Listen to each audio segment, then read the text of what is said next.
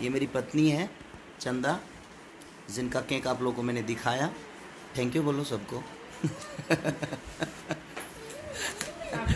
इसके पास खेसारी लाल यादव है तो थैंक यू क्या बोलेगी। तो दिल से प्रणाम। मैं अपने अपने गांव के लोगों को दिल से थैंक यू बोलना चाहता हूँ, जिन लोगों ने मुझे इतना प्यार आज दिया है।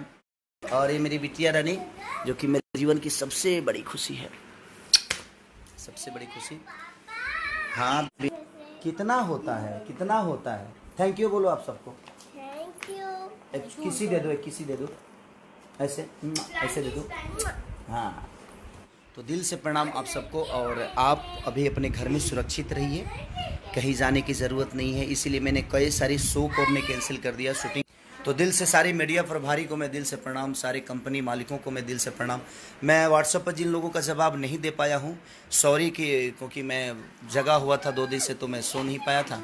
इसकी वजह से मैं किसी का जवाब दे नहीं पाया, तो सॉरी। और लेकिन सबको दिल से थैंक यू और दिल से धन्यवाद कि आप लोगों ने मुझे इतना प्यार और मोहब्बत से भर दिया।